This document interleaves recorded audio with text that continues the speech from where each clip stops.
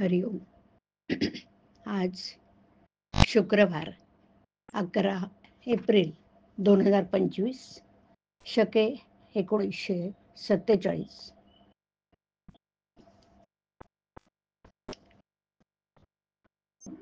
सद्गुरू ब्रह्मचैतन्य गोंदवलेकर महाराज आज आपल्याला सांगणार आहेत की साधनांनी जे साधत नाही ते संत सहवासाने साधतं. ऐकूया. अवतारी संत आणि इतर संत यांच्यामध्ये फरक असतो. अवतारी संत हे ज्ञानेश्वर महाराजांसारखे किंवा समर्थांसारखे असतात. ते आपणहून येतात आणि आपलं काम झालं की जातात, मग ते राहत नाहीत. संतांनी जगातली राज्य मिळवली नाहीत, पण त्यांनी स्वतःवर राज्य केलं. चमत्कार करणं हे संत लक्षण नव्हे. चमत्कार सहजगत्या होतील तर होत. चमत्कार दाखवावा म्हणून संत चमत्कार करत नाहीत. संतांची निंदा किंवा अपमान आपण करू नये. त्यांची परीक्षाही पाहू नये. कोणाचंही वाईट चिंतू नये. दुसऱ्याचं हित करावं, हितच चिंतावं. उत्तम हित नामा वाचून अन्य कशातही नाही. आणि म्हणून अखंड भगवन नाम जपणं ही संत संगतच आहे. सद्विचार ही एक संत संगतच आहे. ध्यान, स्मरण, मनन, सद्ग्रंथ वाचन यामुळे संतांची गाठ पडून त्यांच्याशी समागम होणे शक्य होईल. संत समागमात राहून विषय मागणं हे समागमाचं रहस्य नाही.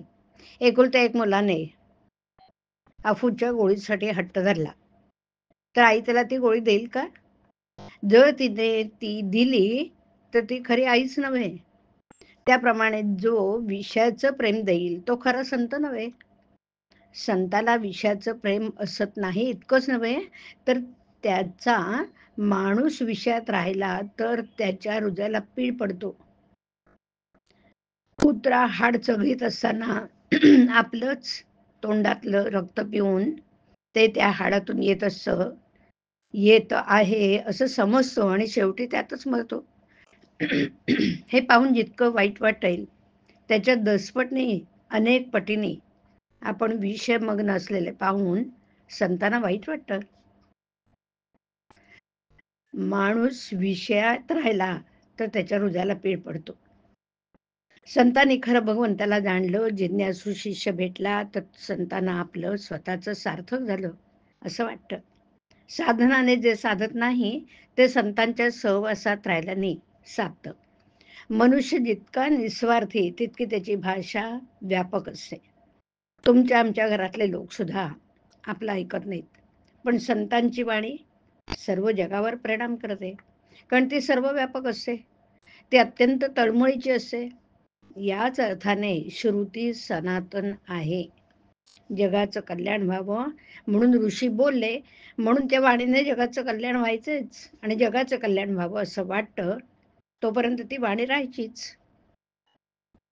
आहे त्यात समाधान मानणं, कोणाचाही द्वेष मत्सर न करणं, सर्व भगवत रूप मानणं, निराभिमान राहणं, सदोदित भगवत नामस्मरण करणं आणि संत सज्जन सद्गुरू यांच्याविषयी पूज्यभाव ठेवणं, या गोष्टी आचरणात आणणं हाच परमार्थ.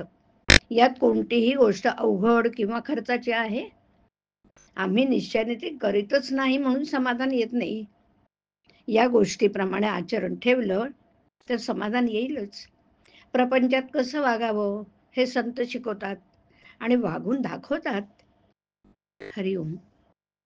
हरिओम तत्सत. हरिओम.